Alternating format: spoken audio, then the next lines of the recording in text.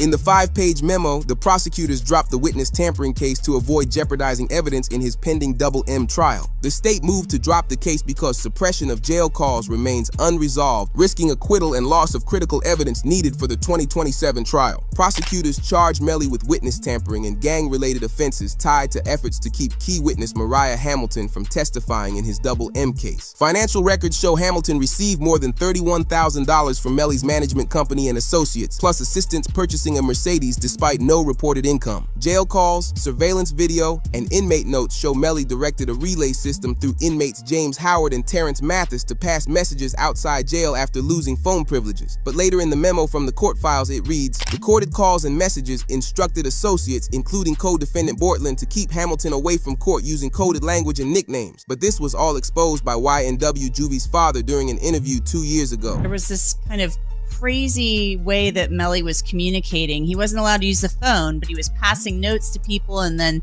this person's calling this person and then that person. Saying like to me, they going through extreme measures, try to cover up or convince people not to testify, like Mariah mom.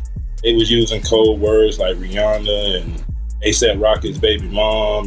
But this move was smart for the feds to do, as it gives Melly a false sense of security in his cases. Not only that, but they want to save Mariah's testimony for the case that really matters, which is the upcoming Double M trial. Not only is his ex-girlfriend testifying, but Melly's best friend and previous co-defendant Bortland is already giving the feds information because Bortland was outed for taking a plea deal. He also agreed to a proffer, which means he's talking. The sentence is for accessory after the fact, and he will do 6 more years behind bars and 6 years on probation after getting credit for time served. But academics explained Bortland's deal even more by saying, the judge says on both charges Bortland pled no contest to, that he has to provide a factual basis for him to accept the plea. He has to tell the factual story of how the crime happened and how he committed accessory to the crime. It's a gonna plea, except with the proffer he can't say yes ma'am, he gotta sing like Franklin. I did tweet out saying people are upset. I said this is a gonna plea.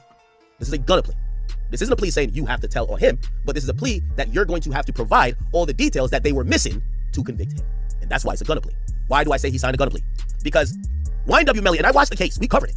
YNW Melly's case is that, number one, you guys have not done a job to prove that this is actually they have proved, but prove that this is a homicide with this person being the offender. Also, the accessory after the fact plea confirms that Bortland, that's kind of like almost like a sub part of a conspiracy, except you weren't with the conspiracy at first. You came in after the fact. What that proved is that they came in, oh my God, my nose is bad. What that proved is that Bortland worked with someone after he acknowledged that a took place in trying to cover it up.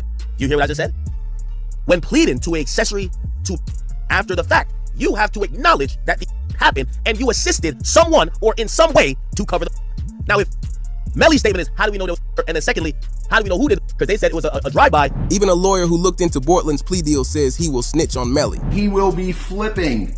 He is going to be tell-all about anything he knows about the double case, and they will know if he's telling the truth or telling a lie when he gives his full quote-unquote confession as to what happened that evening. And that's what happens. A lot of times where guys are in the prison for 4 or 5 years awaiting trial and looking at a life sentence, and they're offered 10 years where they'll be home probably in another 3 years that he'll serve, he decides to flip and become a cheese eater. And that's what happens a lot of times on these cases. And I was expecting it to happen a lot sooner than it did. He held out for quite some time. But long story short is it looks like he's going to flip.